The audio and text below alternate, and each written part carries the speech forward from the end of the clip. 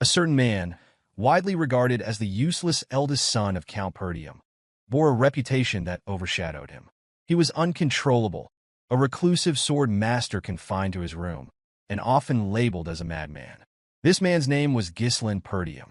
Amidst the chaos, a knight clad in armor trembled in pain as he struggled to comprehend the reality of his defeat. He had fallen to Ghislain, whom he considered nothing more than human garbage. It seemed inconceivable to him that, as the finest knight in the north, he had been bested by someone so despised. Surrounding the knight lay the lifeless bodies of several others who had shared his fate. As the injured knight quivered, another figure approached. The new arrival, a man adorned in fine armor and wielding a massive axe, questioned whether the surroundings were to the knight's liking. The man spoke of the substantial expense he had incurred in creating the traps, his tone cold and detached. His icy gaze bored into the injured knight as he inquired whether the place suited him. Enraged, the knight struggled to accept that someone like Ghislain, whom he deemed a worthless bastard, could orchestrate such a scheme. Through clenched teeth, he demanded to know if Ghislain had foreseen his plan. Ghislain moved closer, his expression unyielding, and revealed that he had anticipated every detail. He spoke of knowing the enemy's numbers, the identities of their spies, and even the source of their reinforcements. With a chilling calm, he told the knight that every move had played into his hands. Overwhelmed by the revelation, the knight struggled to grasp the truth. Raising his voice, he declared himself always to have a hidden ace and demanded to know how someone as insignificant as Ghislain could have orchestrated such a victory. Before the knight could finish speaking, Ghislain silenced him with a kick to the face. He commanded him to stop talking. Removing his helmet, Ghislain declared his intention to win not only this war, but every conflict to come. He then asked the knight if he understood why victory was assured. Smiling, Ghislain confidently stated that he held all the plans necessary for triumph.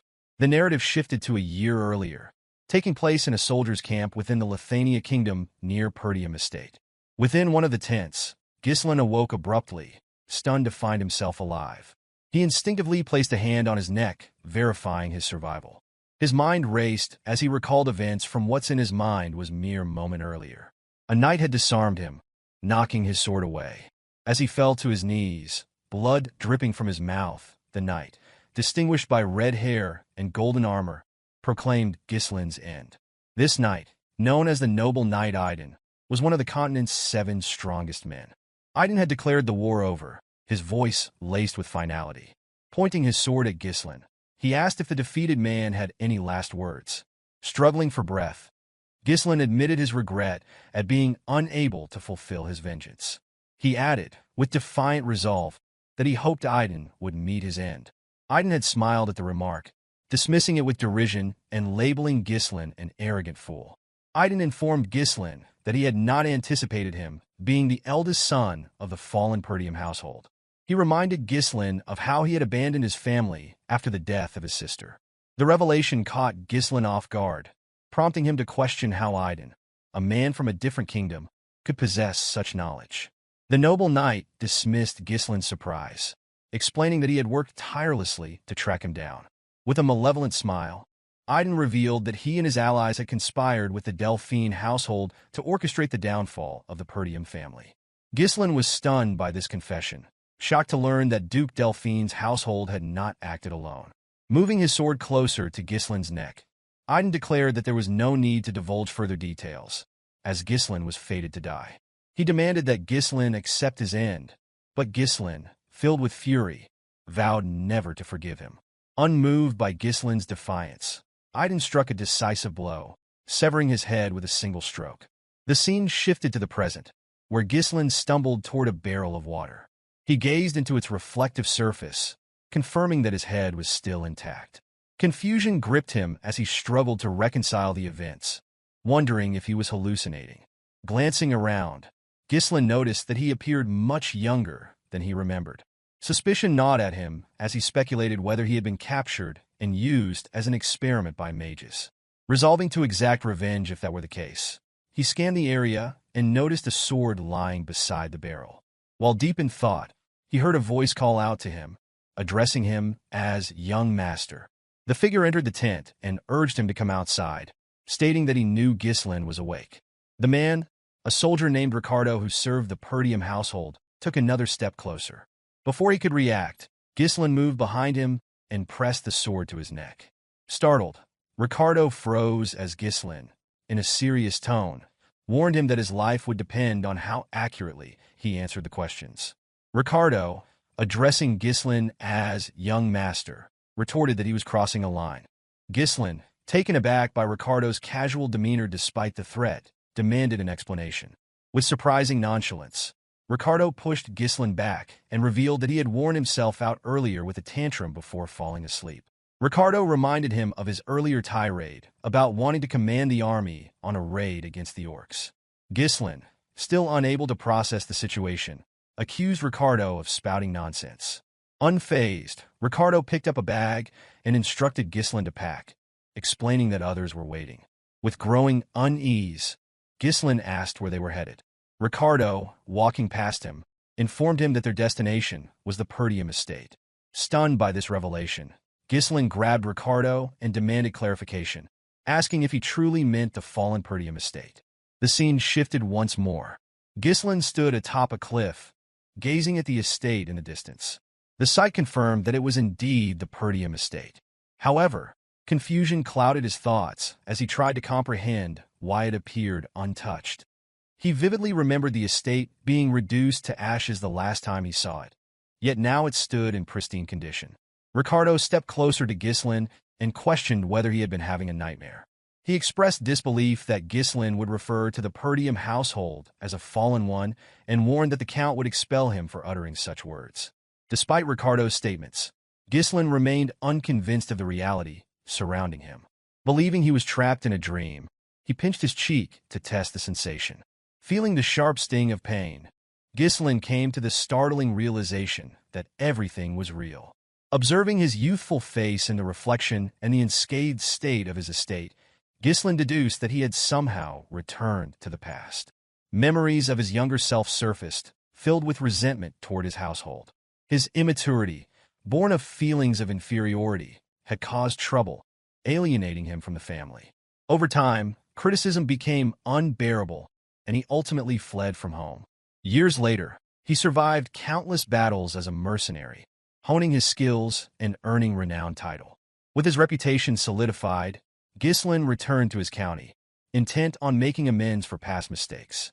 But by then, his household had been reduced to ashes. Now, standing before his family's flag on top of a camp, Ghislain felt a flood of relief. Everything he had lost, his estate, the people he cherished, was still intact. Overcome with emotion, he laughed uncontrollably, teetering on the edge of madness, and fought the urge to burst into song. Yet, the moment of joy was fleeting. Ghislain recalled Ricardo's earlier mention of their mission, a raid on the orcs. His memory immediately turned to the disastrous raid in his past life, the day most of the squad perished. In his previous life, Ghislain had joined the raid to make a name for himself. Reports had claimed there were only 3 orcs, leading him to underestimate the danger. Lacking experience in command, he had insisted on leading the squad. When the group encountered over 20 orcs instead, the outcome was catastrophic, and nearly everyone lost their lives. Determined not to repeat his mistake, Ghislain resolved to handle the monsters strategically. Though orcs lacked cunning, their brute strength made them formidable. His primary concern was earning the trust of soldiers who viewed him as a useless failure. Lost in thought, Ghislain was jolted back to reality by a loud crash. A wooden guard post flew through the air, landing heavily in front of him. A soldier screamed, alerting the others to the orcs' arrival. Chaos erupted as the men scrambled to take defensive stances. Ghislain's heart sank. The orcs had come earlier than in his past life. He watched in horror as the beasts tore through the soldiers, their massive weapons and hulking forms overwhelming the defenders. Amid the chaos, a man in blue armor shouted for the soldiers to form ranks. The commander of the raid squad, Scoven, called for calm and ordered a defensive formation. As Scoven moved to confront an orc, the creature swung its massive weapon at him. The commander narrowly blocked the attack with his sword, but the situation grew direr. Scoven realized that the squad had been ambushed and caught unprepared, and the number of orcs far exceeded their expectations. While Scoven reeled from the situation, a voice called out, warning him of danger. An orc loomed behind him, preparing to strike. Before the blow could land, someone pushed Skovin out of harm's way. It was Ghislain, who stepped between the commander and the orc. Skovin was stunned to see his young master standing there. As the orc's axe descended, Ghislain acted swiftly. He stabbed the creature's hand and severed its fingers with his sword. Without hesitation, he followed up with a precise slash to its thigh, wounding the beast and halting its advance. The soldiers, along with Skovin, stood frozen in disbelief as the orc screamed in agony and collapsed. Ghislain, however, was dissatisfied with the cut he had inflicted. He quickly realized his limitations. His inability to use mana yet was a glaring disadvantage. Frustration bubbled within him as he lamented not returning to the past sooner. Turning to Skovin, Ghislain demanded something unexpected. The commander, confused, asked for clarification. With unwavering confidence, Ghislain requested command of the squad. Skovin was stunned.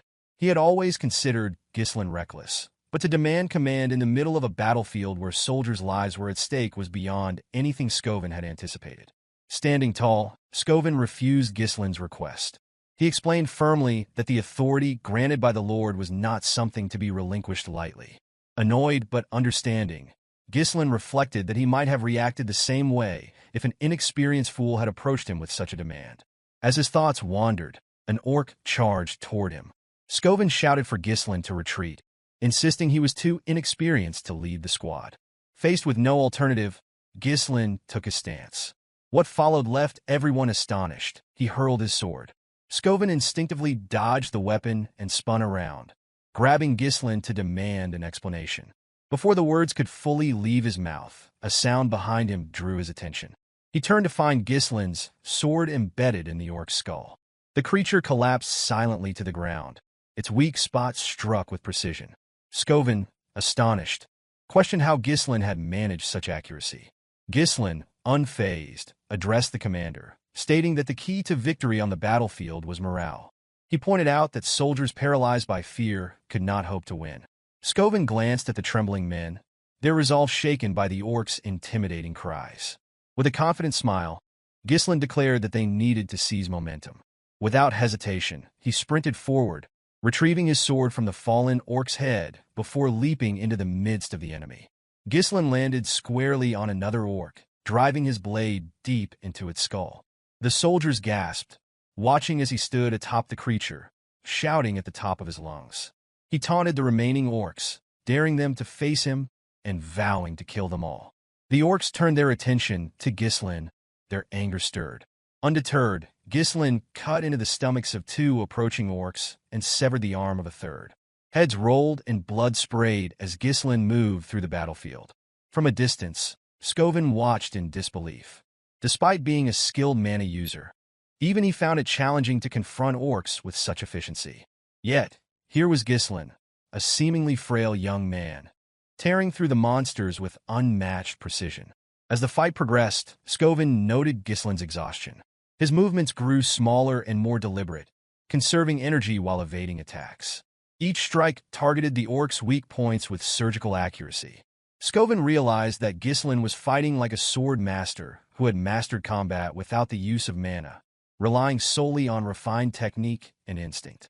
Ghislain taunted the orcs as he darted away, mocking their reputation as a warrior species and claiming he wasn't even warmed up yet. Despite his confident words, the sight of all the orcs charging at him left Ricardo in shock. A soldier standing beside Ricardo pointed out that Ghislain was running away even as he continued his trash talk. Concerned, Ricardo called out to Skovin. Skovin struggled to understand what Ghislain was attempting. He acknowledged the strategic brilliance of drawing the orcs' attention, but the direction in which Ghislain ran perplexed him.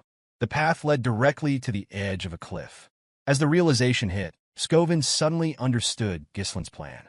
Wasting no time, he ordered his troops to form a shield wall and prepare to follow their young master. Reaching the cliff's edge, Ghislain braced himself against the orcs' relentless attacks, silently hoping that Skovin, as a skilled commander, would discern his intent. Though he would have preferred to eliminate the orcs himself, his limited stamina made it impossible. With a faint smile, Ghislain assured himself that he had done enough. As if on cue, the orcs turned at the sound of soldiers advancing behind them. The sight of Skovin and his men spears at the ready and forming a solid shield wall, caused the orcs to hesitate. Ghislain, seeing this, grinned and declared the timing perfect. Without hesitation, he leapt off the cliff. The moment Ghislain disappeared from view, Scovin ordered the soldiers to push the orcs over the edge. The troops advanced, shouting as they drove their spears into the monsters. The orcs, overwhelmed, were pushed off the cliff one by one, their massive bodies tumbling to the ground below and painting the area in blood.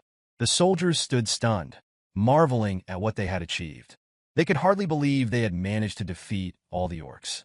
With the battle over, Scovin rushed to the cliff's edge and called out for Ghislain.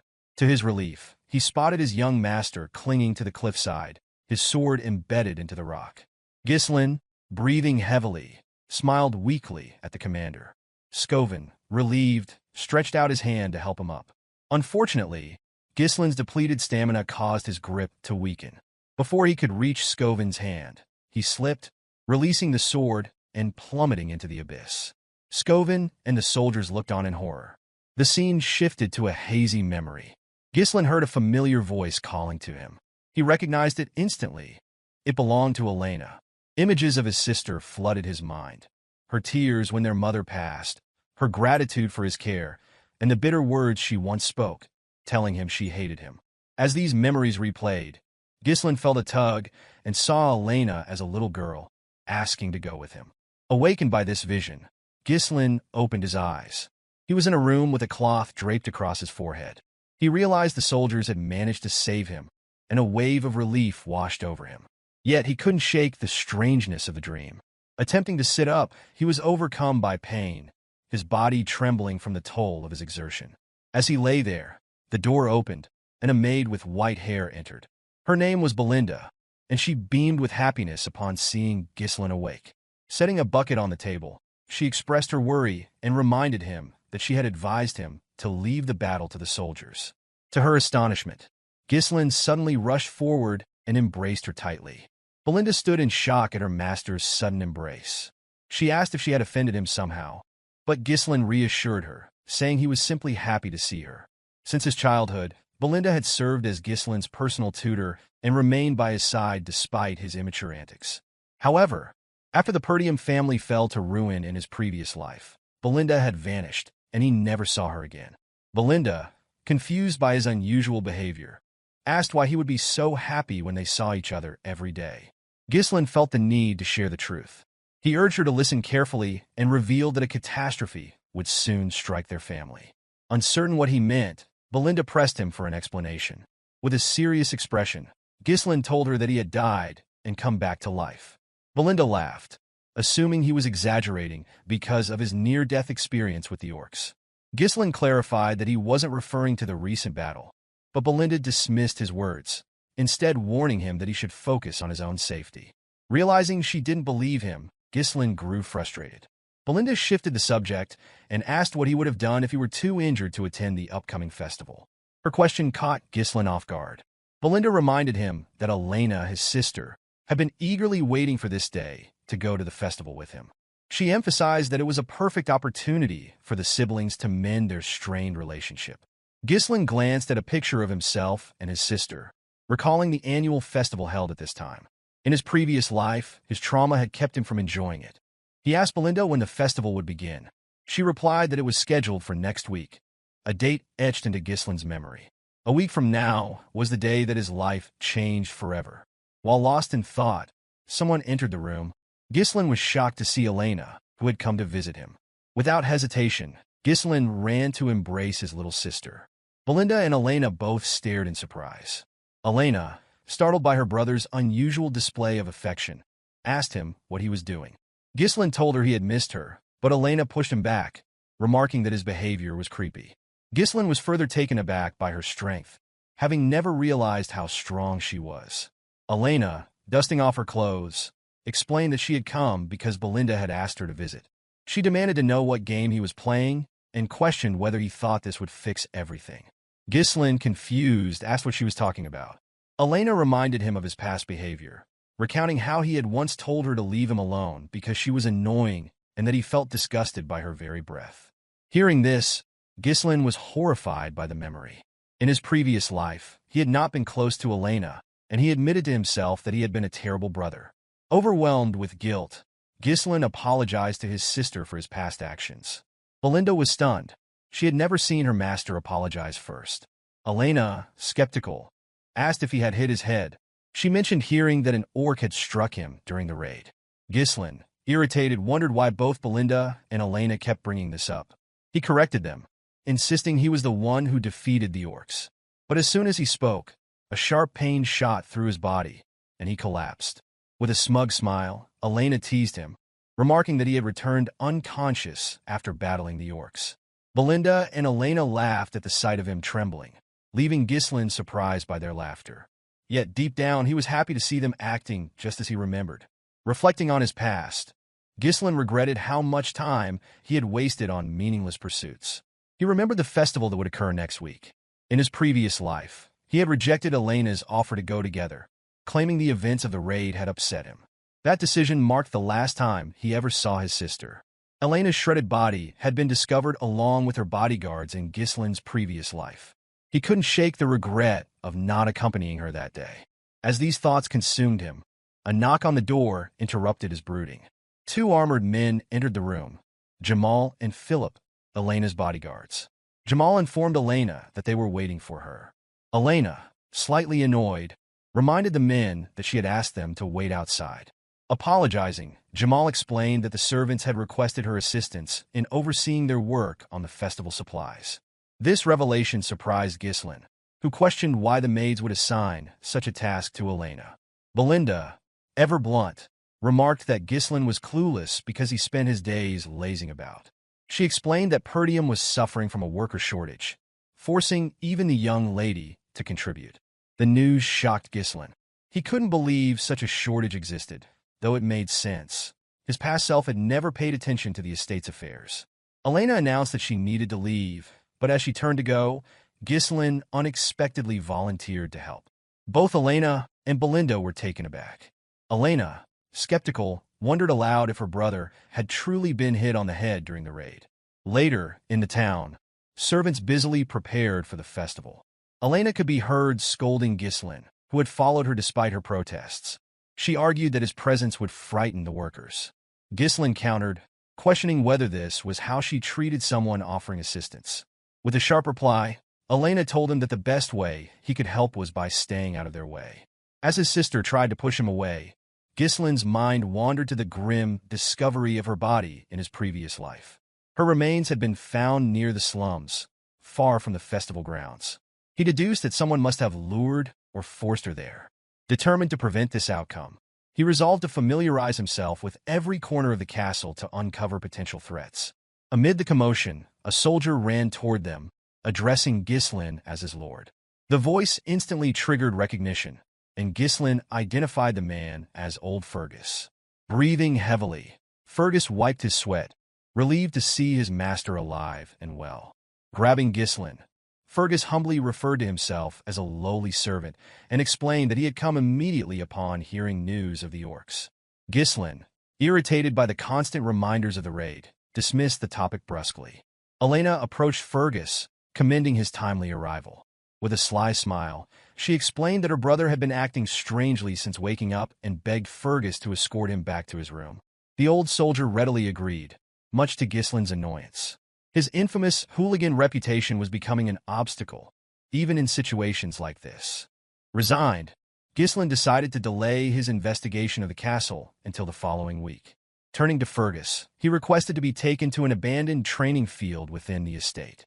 Fergus was taken aback and asked why Ghislain wanted to go there. With a resolute expression, Ghislain declared his intent to train. The old man was astonished, but complied with the request.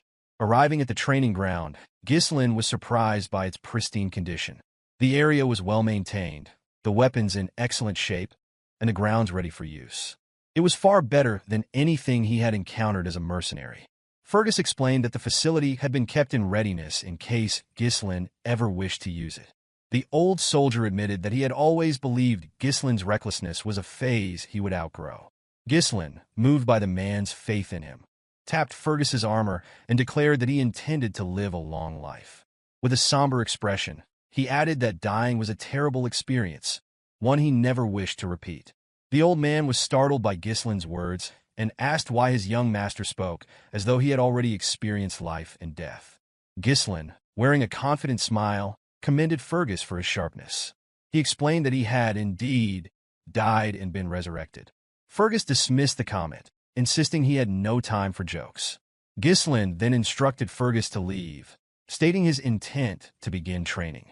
Bowing his head, Fergus complied and left the room. Left alone, Ghislain reflected on how he had treated everyone around him in his previous life, often regarding them as enemies. He realized his short-sightedness had alienated those who could have stood by his side. Memories of the past returned to him. Elena's death had been orchestrated by a neighboring territory, which used her demise to provoke Perdium into a war. The conflict eventually led to the household's downfall. Elena's tragic death had been the catalyst for it all. Determined to rewrite his family's fate, Ghislain resolved to set things right in this life. To achieve his goals, he needed to strengthen his physique and refine his abilities. Although time was limited, Ghislain was confident in his capacity to master mana control. Sitting in a lotus position, he began to meditate. Mana, a supernatural force enabling humans to surpass their limits, was said to be challenging to detect and harness. For Ghislain, however, it was second nature. Even amidst the chaos of battle, he had easily connected with the mana particles floating in the air, bundling them together as if spinning thread on a spool. With his battle-hardened experience, creating a mana core was a straightforward task. But Ghislain knew that a single core wasn't sufficient. His success as one of the 7 strongest men had come from mastering an advanced technique. Using knowledge from a half-burned magic book he had found in his previous life, he developed a method to create additional cores. By forming a connected network of 2 or even 3 cores, he could generate explosive power. As he pushed mana through his body, Ghislain screamed in pain. Blood poured from his nose and mouth, and he was disheartened to realize he could only create 3 cores. In his past life, he had managed 5. The technique, while powerful, demanded an immense amount of mana, and Ghislain knew its limitations well. It was this very method that had left him vulnerable during his fight with Idun. The noble knight had brought an entire knight order to the battle, overwhelming Ghislain when he had run out of mana. He was convinced that he would have won if the fight had been fair. Though unstable, Ghislain was undeterred. He had youth and time on his side now, and vowed to refine the technique further. Anger flared within him as he promised to take vengeance on Idun and the traitorous allies of House Delphine who had conspired to destroy Perdium. He swore that this time, he would be the one to deliver the final blow. The scene shifted to the day of the festival. Ghislain donned his gear and made his way to the festival grounds. Elena, spotting her brother, was visibly shocked. She approached him, asking if something was wrong and reminding him that he had never shown interest in such events before. Ghislain calmly replied that, as a member of the Perdium household, it was necessary for him to attend these gatherings occasionally. Elena looked at him suspiciously, remarking that he had been acting strangely lately. She went on to say that she had heard rumors about his week-long training regimen, a stark departure from his usual indolence. With a nervous expression, Ghislain explained to his sister that there was nothing unusual about the heir of a knightly family engaging in training. Elena reminded her brother that he had never cared about such matters before. She also recalled that he had once declared their father to be annoying and expressed eagerness to assume the role of lord. Ghislain was shocked to hear his own words repeated back to him. Smiling brightly, Elena remarked that she liked the changes she observed in him, adding that it felt as though he had returned to his former self. Ghislain reflected on the past week, realizing that his recent actions had begun to reshape both his reception by others and his future prospects. While Ghislain was deep in thought, he noticed Belinda giving instructions to Elena's bodyguards. She directed them to resolve any issues caused by Ghislain independently, emphasizing the importance of avoiding problems, especially with so many visitors around. The 2 men assured her that she could rely on them. Despite the overall consistency in events, Ghislain found it challenging to measure the impact of his actions on smaller occurrences. Utilizing the information available to him effectively became a priority for Ghislain, who knew he needed to respond appropriately to each situation. Ghislain accompanied his sister throughout the festival, carefully observing their surroundings for any suspicious behavior. After some time, Elena sat down and commented that she had enjoyed the festival a little, though she found it repetitive and wondered if there was anything new this year. Ghislain found it peculiar that nothing untoward had occurred, speculating that his presence might have deterred any incidents. While pondering this, a soldier approached Elena and suggested visiting other areas where new events were reportedly taking place. The soldier explained that his friend had mentioned these events, inviting Elena to join him. Surprised, Elena grasped the soldier's hand, expressing excitement about the possibility of fun activities. As Ghislain observed, he realized that the two soldiers accompanying them, Jamal and Philip, were traitors. He struggled to comprehend how these men, once the most trusted knights of their household and known for protecting Elena since her childhood, could betray them. It was common knowledge that they had sacrificed their lives to defend her in the past. With a smile, Jamal welcomed Elena to the supposed event. To her astonishment, the area was desolate and unkempt. She questioned Jamal about the likelihood of an event being held in such a place, to which he nervously replied that preparations were likely delayed, but that attendees would arrive soon. Elena assumed he was joking and teased him about performing in such a shabby location. While the conversation continued, Ghislain surveyed the surroundings. Despite its appearance as an abandoned street, he noticed that escape routes had been carefully blocked, indicating premeditated preparations. Elena, tugging at his arm, suggested leaving. Jamal, however, urged her to stay and watch the performance, but Elena refused, stating that she had no interest in remaining in such a place. Ghislain asked his sister if she worked out, playfully commenting on her strength. Before she could respond, Philip appeared with a menacing expression, asking Elena to wait. Alarmed, Elena accused the two men of acting strangely and questioned whether something was wrong. Jamal apologized for frightening her and, with an unsettling demeanor, mentioned a request that had been received. As Jamal spoke, three men entered the area. Two were dressed in black, while the leader wore a blue coat and matching hat. This man, named Frank, commended the traders on their efficiency. Jamal approached Frank, announcing that they had delivered their mistress as promised and stating that their deal was now concluded. Frank noticed Ghislain's presence and expressed dissatisfaction, noting that he had not asked for him to be brought along. With a nervous grip on her brother, Elena held on tightly as Jamal, smiling, declared that Ghislain had foolishly followed them, unaware that he was walking into his graveyard. Ghislain questioned Jamal, asking if he truly believed he could escape after betraying them. With a smug expression, Jamal dismissed the concern, suggesting that Ghislain should worry about himself. He explained that he and his ally could simply flee to a distant land. Jamal elaborated that they had grown tired of the impoverished county, plagued by barbarian raids, and noted that many others were leaving as well. As he spoke, Ghislain closed the distance and struck, slicing through Jamal's armor in a single blow. The sight stunned everyone present as Jamal's body fell apart. Ghislain coldly remarked that those who left before never tried to sell out their own people. Turning to Philip, Ghislain demanded to know if he was wrong. Philip quickly seized Elena, cursing Jamal and calling him an idiot. He expressed disbelief that a knight could fall to an amateur. Before Philip could draw his sword, Ghislain hurled his blade, striking Philip's forehead and killing him instantly. Elena rushed to her brother's side. One of the men in black, still processing the scene, asked Frank if the young man before them was truly Ghislain. Another commented that Ghislain had no prior combat experience or formal training.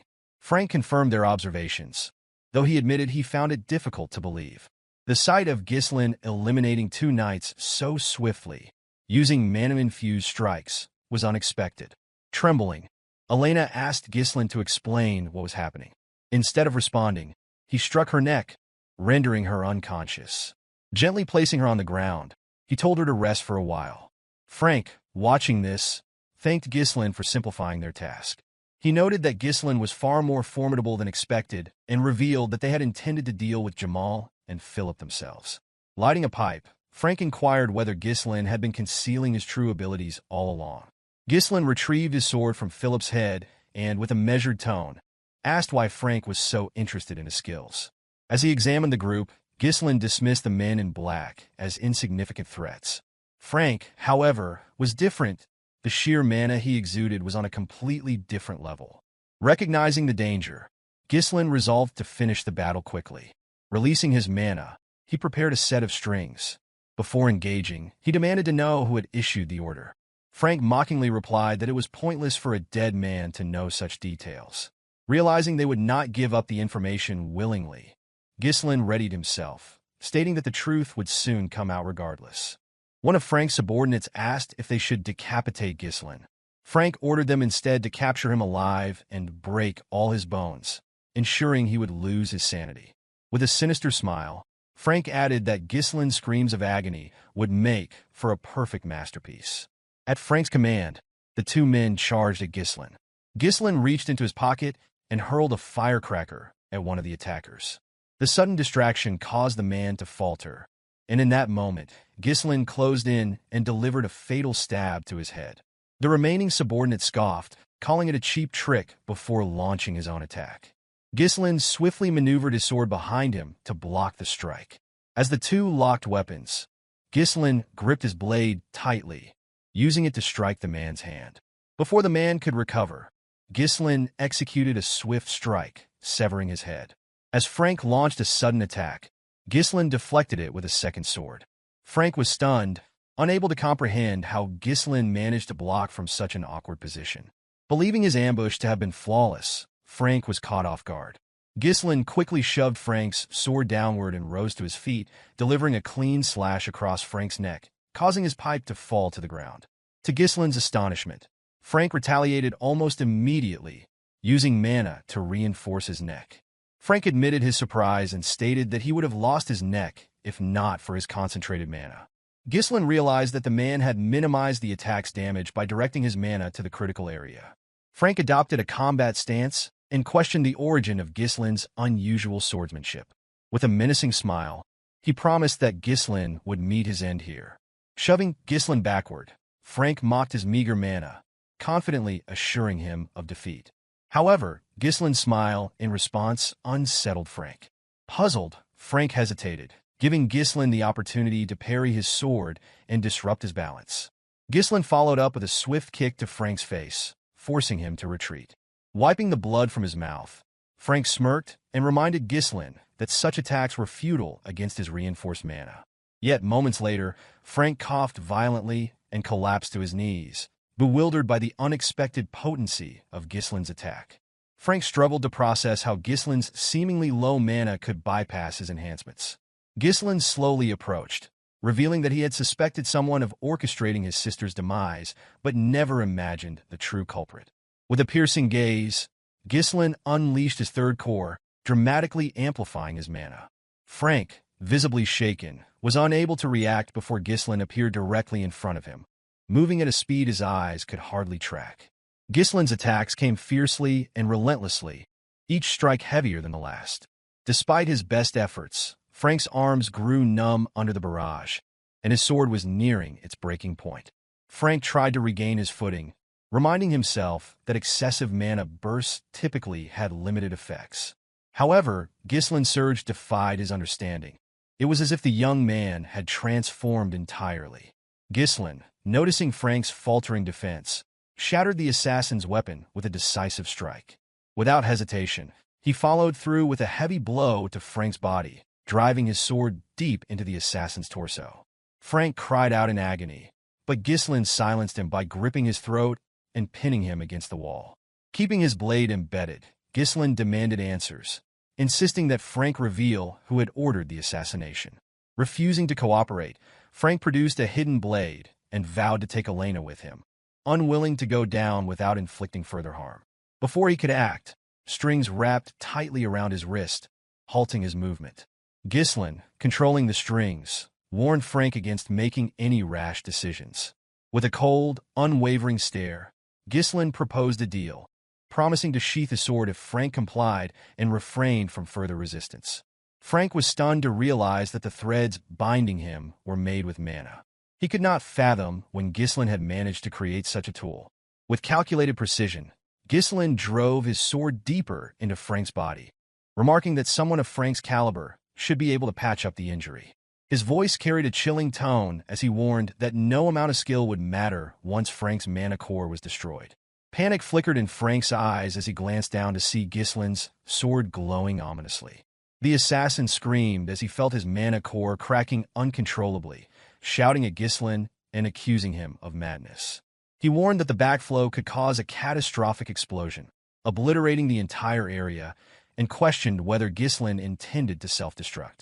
With an unflinching gaze, Ghislain coldly replied that only the unskilled made such mistakes and assured Frank he had complete control. Frank was unnerved by Ghislain's expression and realized he wasn't bluffing. Accepting his impending death, Frank screamed and revealed that Count Desmond had orchestrated the assassination. The Count, he explained, sought a pretext to ignite a war against the Perdium and Degard families. Ghislain was taken aback by this revelation. In his previous life, such schemes were typically carried out by families allied with Duke Delphine. It infuriated him to see the Duke pulling strings from behind the scenes while remaining uninvolved. Ghislain demanded to know if this was why Frank had targeted his sister.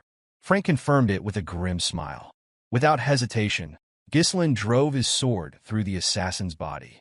Coughing up blood, Frank reminded him of his earlier promise to put the sword away. Ghislain smirked and asked why Frank, who had taken so many lives, was now afraid of death. Frank began to laugh, catching Ghislain off guard. Moving closer, Frank declared that his death would change nothing. The Degard family's mission was already accomplished, and Perdium was destined to fall into ruin. He sneered, questioning whether anyone would listen to someone like Ghislain. As Frank taunted him, Ghislain grabbed the assassin's head and slammed it against the wall. With a sinister smile, Ghislain declared that his rebirth after death meant everything would be different this time. His sword began to glow brighter, and Frank's screams echoed through the air. A burst of energy erupted from Frank's mouth and exploded in the sky like fireworks. Moments later, the assassin's lifeless body crumpled to the ground. Ghislain, breathing heavily, surveyed the scene. The bodies scattered around, and his unconscious sister's sleep peacefully confirmed the carnage. Satisfied that no one else was nearby, he discarded his sword, took a deep breath, and collapsed to his knees, coughing up blood. Wiping his mouth, Ghislain muttered that detonating 3 mana cores had once been effortless for him as the Mercenary King. Steeling himself, he rose and vowed not to fall here. Heading to a nearby building, he kicked the door open and found 2 bodies inside. In his previous life, a 3rd body had been discovered here alongside Elena's. This time, based on Frank's earlier words, Ghislain identified one of the deceased as a son of the Degard family. The boy had been murdered alongside his escort knight, their deaths staged to frame Elena as the killer. Ghislain moved the bodies, aware that revealing them would almost certainly spark a war. Deciding to eliminate all evidence, he took out a firecracker and set the building ablaze. With the flames consuming the damning proof, Ghislain carried his sister and began walking away. Determined, he promised himself that his enemies would never succeed in their plans. Unbeknownst to Ghislain, a figure hidden in the trees observed his every move. After watching for a moment, the person disappeared into the shadows. The scene shifted to a round table where the observer reported the assassination's failure to a group of superiors. The members of the council were visibly shaken, unable to comprehend how Frank and the 2 knights had failed their mission. The council members questioned the spy, accusing him of underestimating the mission because he assumed it would be easy. Nervously, the spy admitted their failure was due to Ghislain. The revelation shocked the men at the table, as they found it hard to believe that the so-called useless bastard of the North could accomplish anything significant. One member dismissed the claim, branding Ghislain as a worthless excuse for failure and demanding the spy stop using him as a scapegoat. The spy, however, insisted that Ghislain was nothing like the reports and rumors suggested. Recalling how Ghislain had dealt with their men, he explained that Ghislain seemed like an entirely different person. The spy reassured his superiors that their plans to eliminate the Degard family were still intact, and that starting a territorial war would not be difficult. Pleading for another opportunity, he promised to rectify his failure. The council members, unimpressed, silenced him, berating him for his inability to gather adequate intelligence on a single individual. They condemned him for delaying their plans and were outraged that he dared request another chance after his failure. The group ultimately decided to eliminate the spy. However, before the order was carried out, a man seated on a throne intervened, his voice cutting through the noise. He dismissed the commotion as tiresome and asked the spy to explain the kind of chance he was requesting. The spy confidently assured the man that he could eliminate Ghislain. When asked how he planned to do so, the spy proposed orchestrating a duel. He explained that he had someone in mind for the task. The council demanded to know the identity of this individual, and the spy revealed that his choice was Cain Logius. Cain, famous for his strength-based swordsmanship despite his young age, was regarded as a paragon of raw power. The spy argued that no one in the north could rival Cain's strength and assured the council that arranging a duel would be easy since Cain was Ghislain's cousin. The man on the throne, fixing the spy with a cold gaze, warned that there would be no further chances if he failed again.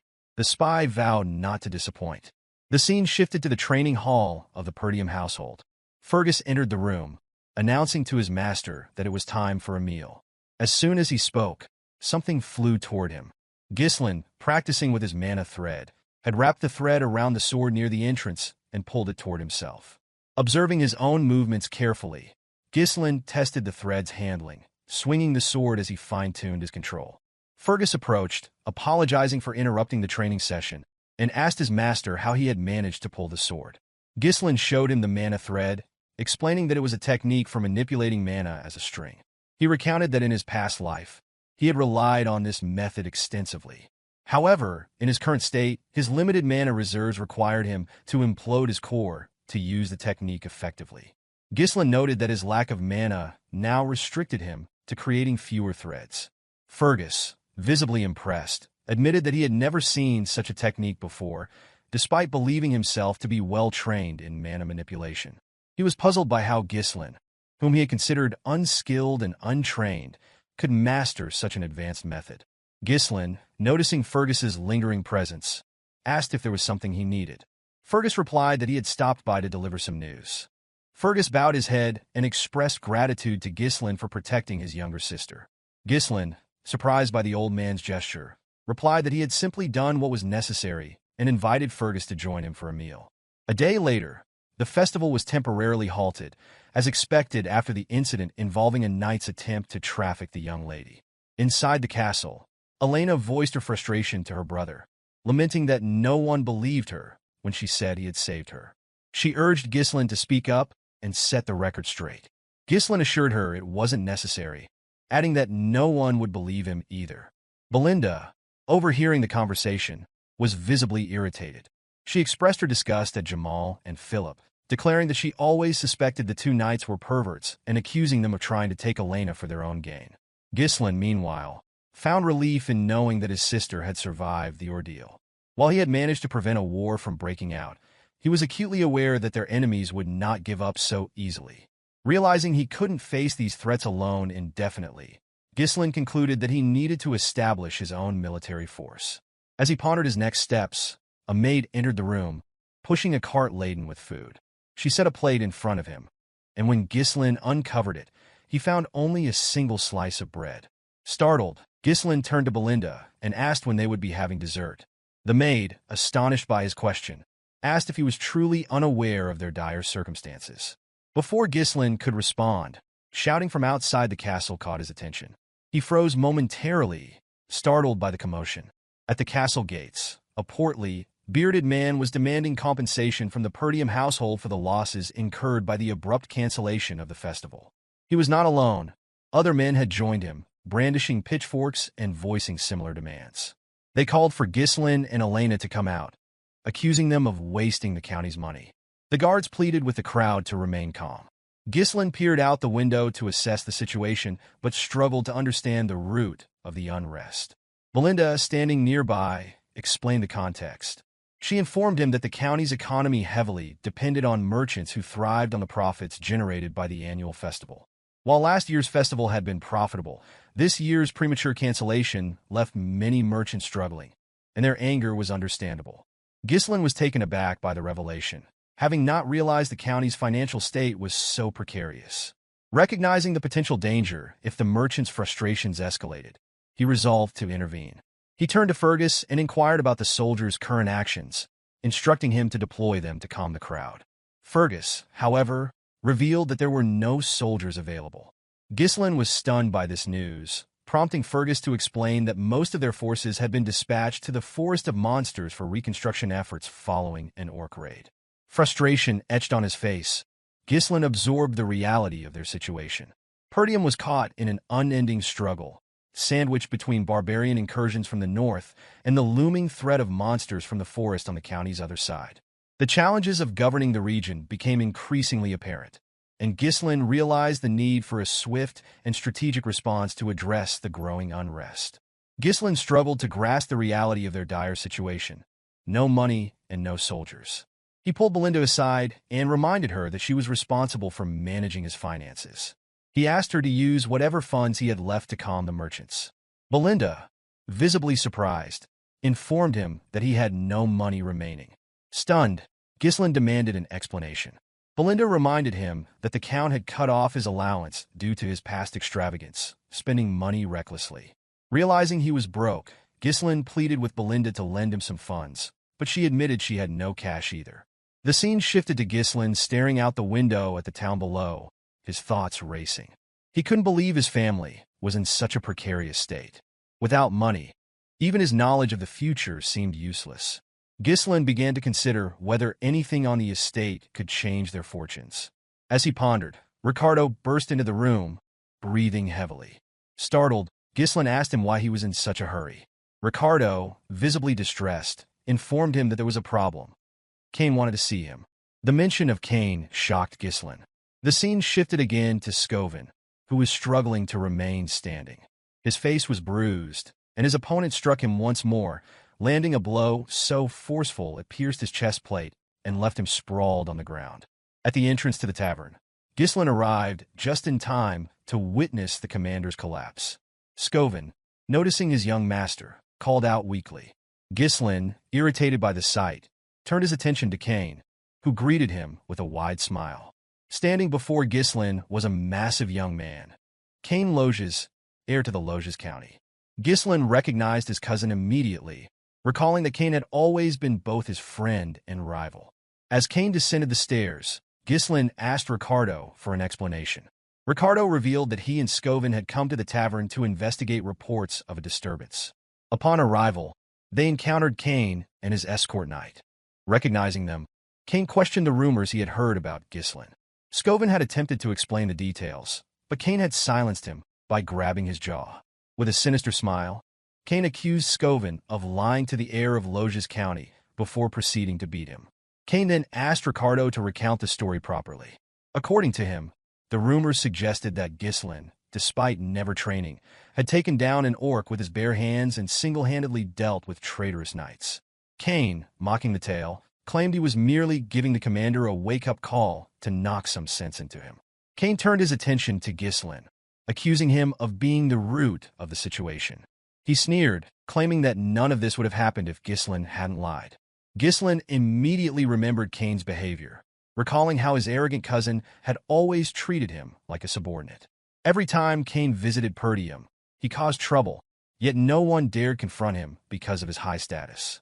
Cain's bold demeanor and confidence were celebrated as qualities befitting an heir, while Ghislain's insecurities and perceived weakness drew criticism. Unexpectedly, Ghislain smiled at the memory. Cain, startled, hadn't anticipated such a reaction. Normally, Ghislain would have charged at him after such blatant provocation. A few hours earlier in Loges County, the spy approached Cain with a request to kill Ghislain. Cain was initially shocked, but listened as the spy assured him that the esteemed one would support his family if he succeeded. Cain admitted that dealing with Ghislain wouldn't be difficult, but killing the heir of a county was another matter entirely. He asked how such an act could be executed without causing scandal.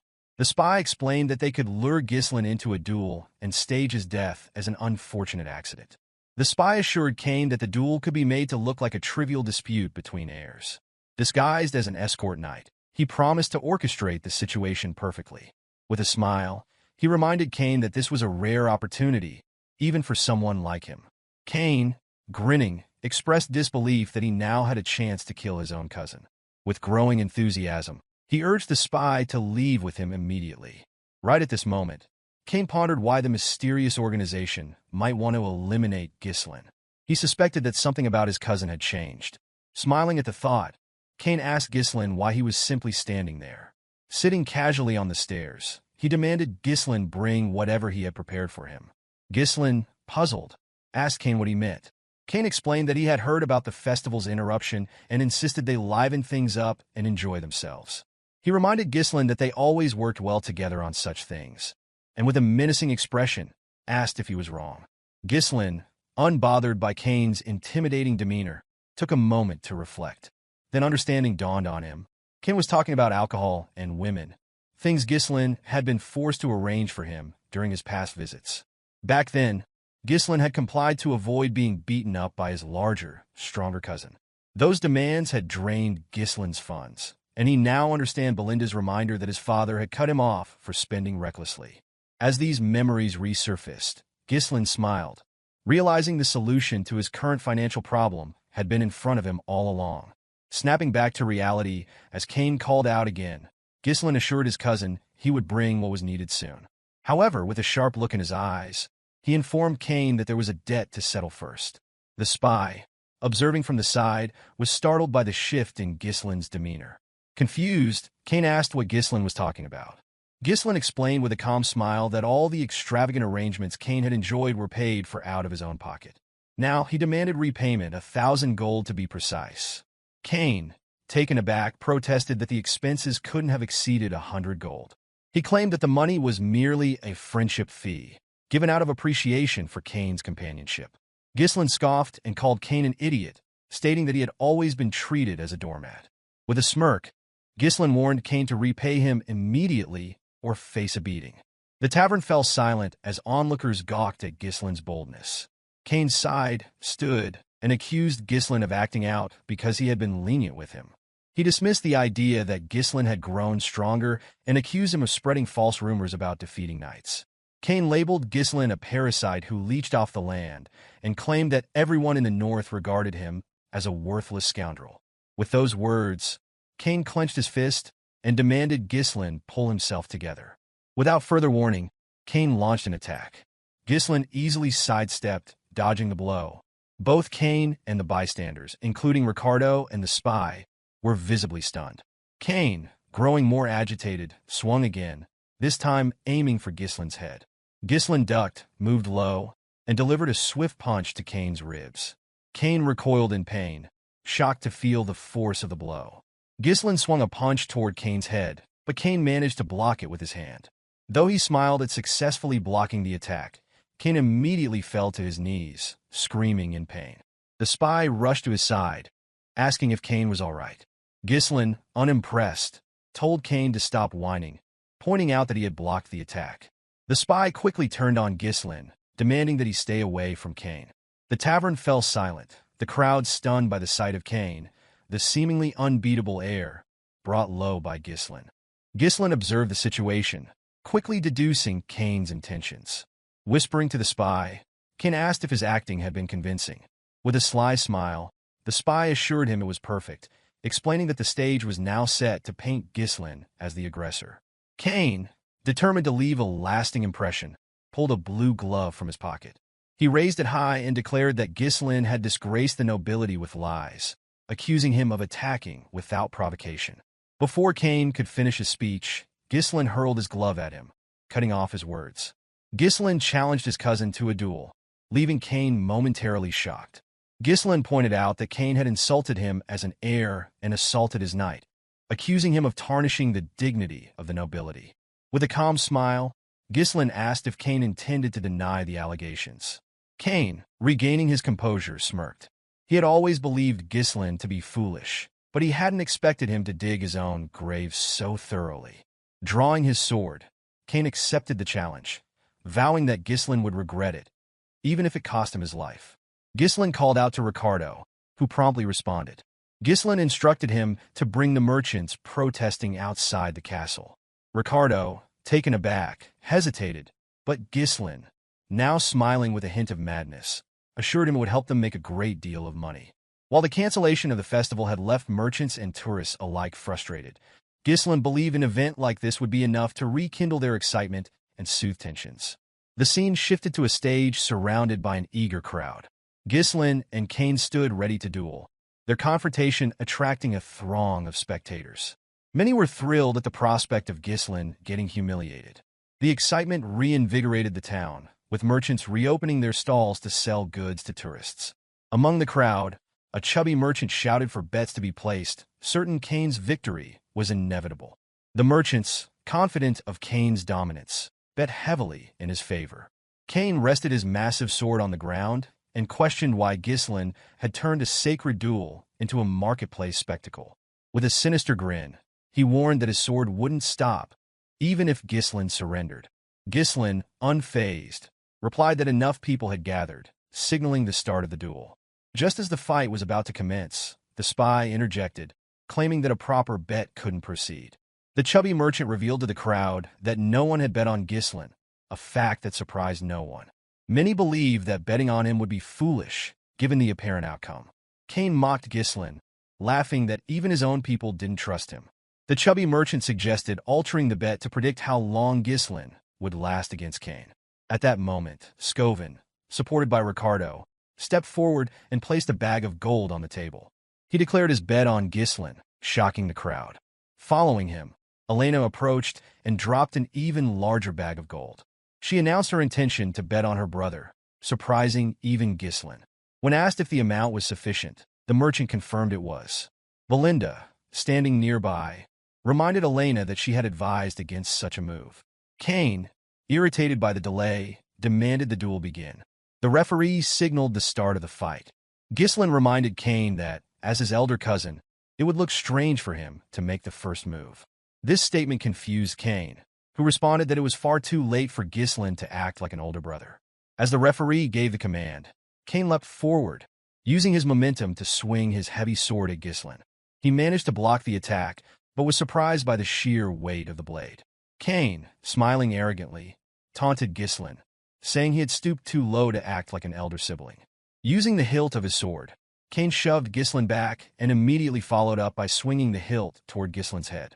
Ghislain dodged Cain's attack by ducking low, but Cain immediately followed up with a powerful kick. Although Ghislain evaded the strike, the force of Cain's legs shattered the ground beneath them. The crowd gasped, awestruck by Cain's raw strength. It was clear that Cain wasn't giving Ghislain even a moment to counterattack. With a cocky grin, Cain reveled in his own power. Ghislain noted his cousin's pride, but the sight did not intimidate him. Belinda, however, began to panic after witnessing Cain's display.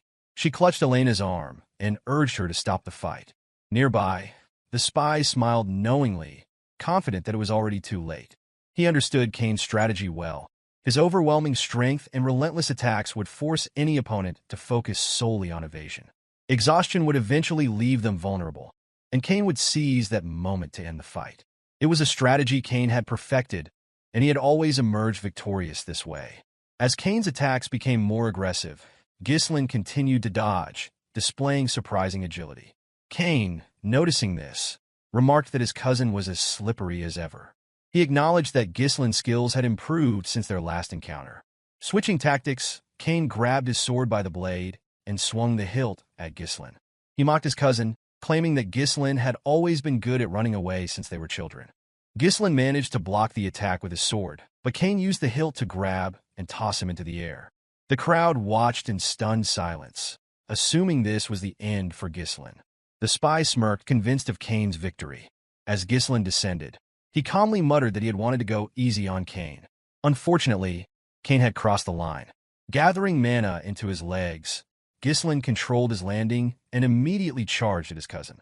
Cain was caught off guard by Ghislain's sudden burst of speed and gasped in pain as Ghislain's blade struck his stomach. The spy, stunned, realized that Ghislain had condensed mana into his legs to regain stability and move swiftly.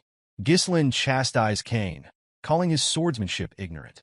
He accused Cain of believing he was invincible simply because his opponents cowered at his displays of strength. Taking a stance, Ghislain declared that he would open Cain's eyes. Enraged, Cain rushed forward with his sword. Ghislain countered by kicking the blade to push Cain back.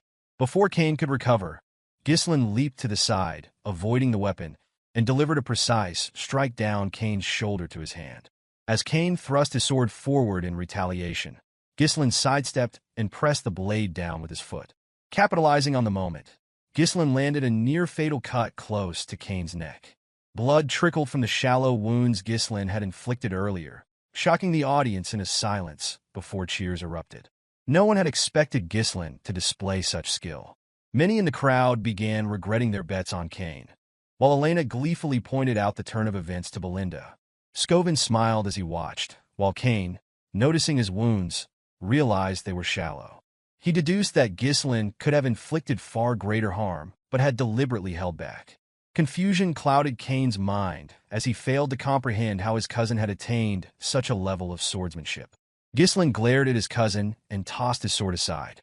To the astonishment of everyone present, he declared that the gap in their skill was too great to entertain the crowd. Turning to Cain, Ghislain stated that he would fight him barehanded. Cain, now visibly irritated, demanded an explanation. With a calm demeanor, Ghislain explained that he intended to use this duel as an opportunity to educate his cousin. Rolling up his sleeves, he declared that the lesson would be delivered with his bare knuckles. Cain was taken aback when his cousin announced that he intended to educate him. Ghislain clarified to Cain that his skills in swordsmanship were superior and suggested providing a handicap. He proposed that they engage in a barehanded fight, an area where Cain excelled. With a serious expression, Ghislain declared his intention to double the original bet by adding 1,000 gold, asserting that he was confident in his victory. The crowd reacted with shock at the unexpected escalation, unable to fathom Ghislain's boldness in increasing the stakes. Among them, the spy was the most astonished. He struggled to believe that Ghislain had the audacity to challenge Cain to a barehanded fight. Nonetheless, the man felt elated, convinced that Ghislain's recklessness had handed him an advantage. As preparations for the fight commenced, the chubby merchant invited spectators to place their additional bets, announcing the switch to a barehanded contest between Ghislain and Cain. Opinions were divided. Some considered Ghislain foolish for challenging Cain to a test of sheer strength, while others believed he had a strategy and chose to bet on him. Cain was incredulous at his cousin's decision to face him barehanded. After a moment of hesitation, he instructed Ghislain to proceed as he wished, discarding his coat and readying his weapon. Lifting his sword, Cain proclaimed his intention to use it, charging at Ghislain immediately after. Belinda, observing this, expressed her frustration and urged her master to retrieve his weapon and defeat Cain. As these words left her lips, Cain swung his sword at Ghislain with lethal intent. However, Ghislain evaded the attack, smiling as he determined that his cousin required a lesson. Dodging Cain's strike, Ghislain dropped to the ground, avoiding the blade. Cain attempted to redirect his sword, but Ghislain maneuvered to his side and delivered a punch to Cain's thigh. Before Cain could react, a heavy blow landed on his jaw, causing him to lose his balance and collapse. Cain was left bewildered, unable to comprehend how Ghislain, whom he had always regarded as inferior, could execute such precise movements. The crowd erupted in astonishment as they began to perceive the possibility of Ghislain emerging victorious. With a calm but stern demeanor, Ghislain demanded that Cain rise, declaring that he had barely begun. Infuriated by his cousin's words, Cain lunged again, wielding his sword with ferocity. He swung the blade wildly as he closed the distance between them, but Ghislain skillfully evaded each strike. Seizing an opening, Ghislain grabbed Cain's arm, twisted it, and locked him down. Before Cain could retaliate, Ghislain delivered a knee strike to his rib, causing him to spit blood. Disoriented and unable to reconcile the situation, Cain struggled to process how someone he had always regarded as subservient could dominate him so thoroughly. Memories of Ghislain bowing in submission replayed in his mind, heightening his disbelief. Despite his injuries, Cain clung to the belief that defeating Ghislain should have been a simple matter, one that would secure his family's future. However, Ghislain offered no respite. He pressed his advantage relentlessly, raining blows on Cain without pause, leaving no room for recovery. By the time Ghislain ceased his relentless assault, Cain's face and entire body were swollen. The boy trembled before Ghislain, who grabbed him by the hair and expressed pity for his father. Ghislain explained that Count Loges had once supported Perdium tirelessly, even to the brink of ruin, simply out of loyalty and friendship with Ghislain's father. However, Cain, unlike his father, had chosen a different path. As these words sank in, Cain recalled a moment from a few years prior.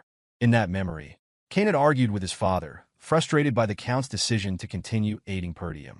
Cain could not comprehend why his father wanted to send more support when their own county was struggling. He had likened the effort to pouring water into a cracked bucket and reminded his father that it had been less than a week since he had returned. only to prepare to leave for Perdium once again. Pleading, Cain asked him to stay, pointing out that everyone needed him. Count Loges, however, turned and firmly explained that his actions were driven by his friendship with Count Perdium. As Cain recalled this conversation, his focus returned to the present just in time to see Ghislain's fist approaching his face. Cain closed his eyes, bracing for the blow. Instead, Ghislain stopped and told his cousin that enough had been done. When Cain opened his eyes, he saw Ghislain extending a hand toward him, inviting him to rise. Cain, overwhelmed, lowered his head and admitted his defeat. The crowd erupted in disbelief, chanting Ghislain's name, marveling at his unexpected victory. Those who had bet on Cain regretted their decision, while others celebrated their winnings from wagering on Ghislain. Among the spectators, Elena beamed with pride at her brother's success. Meanwhile, Belinda and the two soldiers accompanying her stood in stunned silence, shocked by the outcome. The spy climbed onto the stage, visibly enraged. Approaching Cain, he shouted, demanding to know why he had surrendered so easily after encountering only a slight disadvantage. The spy reminded Cain of the trust placed in him, but Cain merely responded that he was finished and insisted it was time to leave.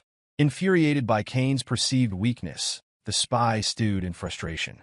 While the spy brooded, Ghislain called out to him with a confident smile. Addressing the crowd, Ghislain announced that the spy had volunteered to cover the cost of meat and drinks for everyone present.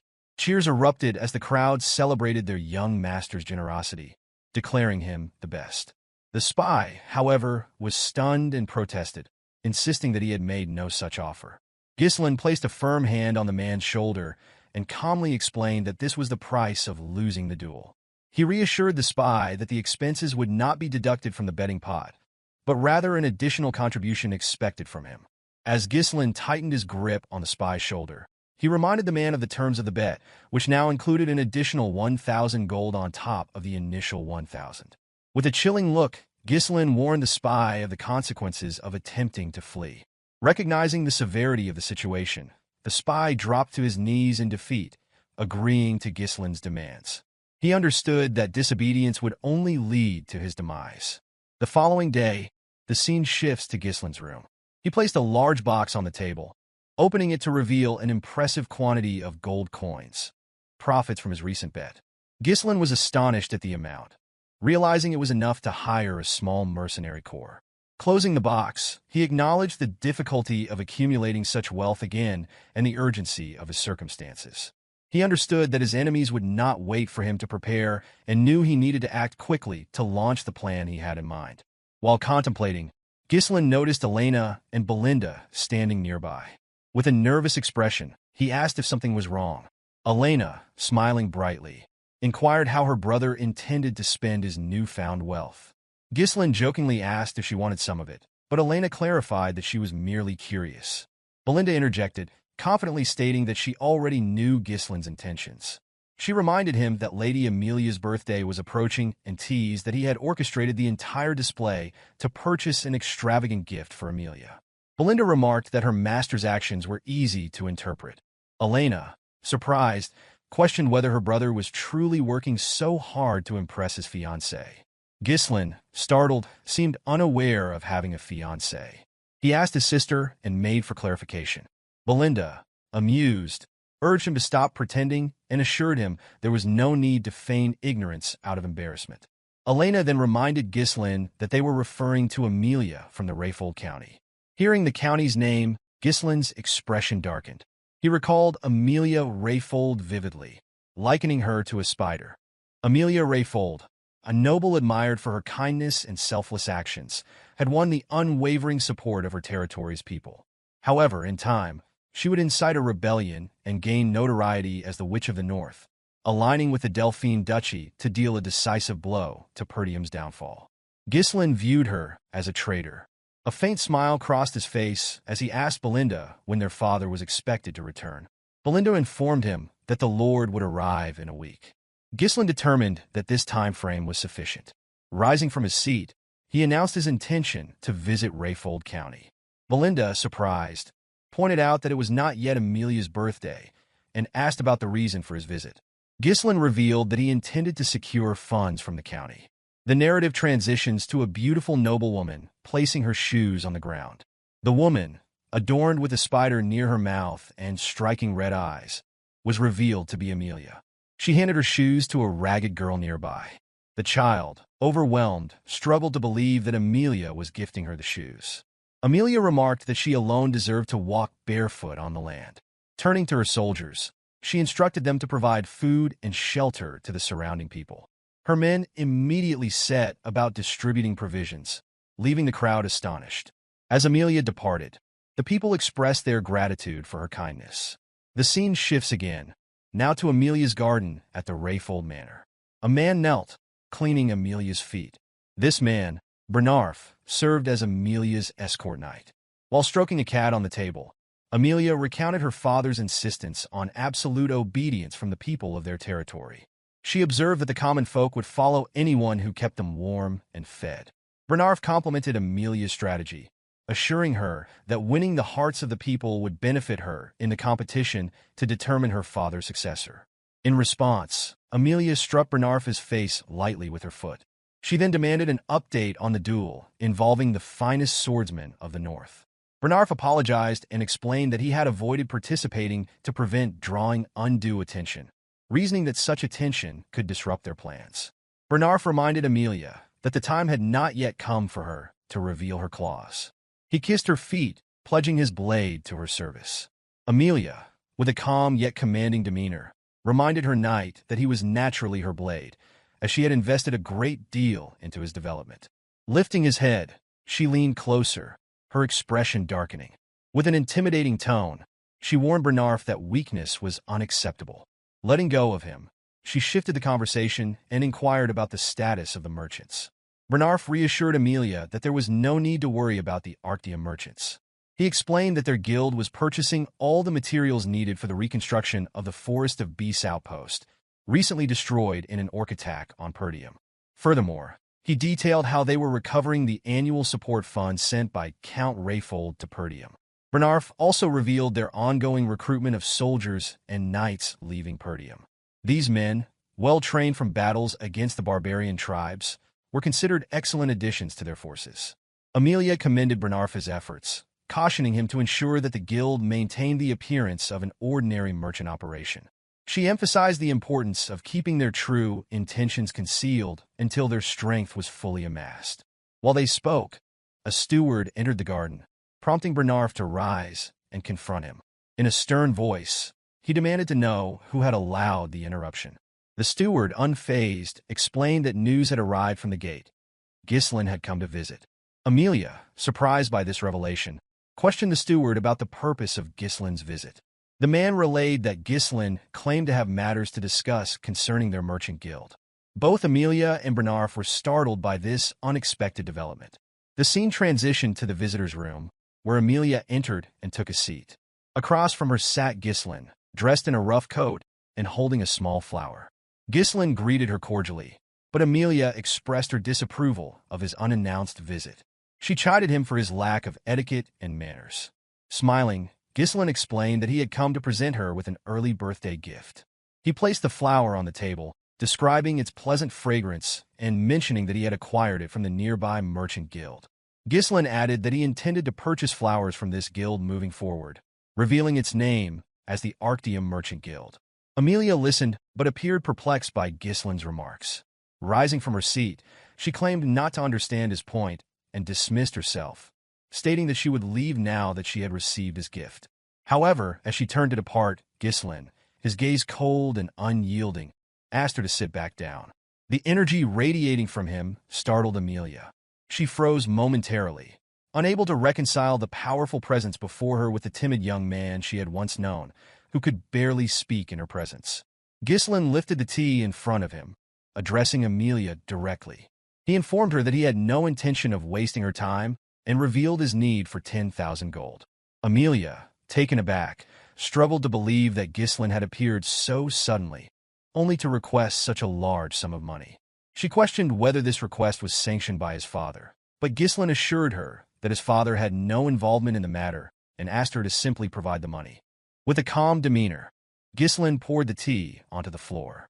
Smiling, He remarked that Amelia had never intended to marry him. The statement left her momentarily stunned. Ghislain continued, explaining that it would be disastrous for her if word spread about her secret efforts to build power, particularly in the midst of a fierce succession struggle. As he spoke, Amelia's cat leapt onto the table and growled at him. Amelia dismissed his remarks as a poor joke, but Ghislain assured her that her secret was safe with him, for now. However, he warned that his silence might not last if he left empty-handed. Amelia smiled coldly and told Ghislain that such a scenario would never occur. Without hesitation, she called for Bernarf. The knight entered the room promptly, placing a hand over his chest as he greeted Ghislain. Recognizing Bernarf, Ghislain recalled him as a loyal companion to Amelia and a skilled swordsman, capable of rivaling the finest sword in the north. Ghislain addressed Amelia directly, warning her that his death would spark a war. He asked if she could truly handle the consequences. Unfazed, Amelia responded that if a ruffian barged in, caused chaos, and was subsequently killed by her escort knight, that would be the story the world would hear. Smiling, she ordered Bernarf to kill Ghislain. The knight drew his sword without hesitation, and Ghislain realized he had no choice but to take the situation seriously. Placing a hand on his sword hilt, Ghislain prepared to defend himself.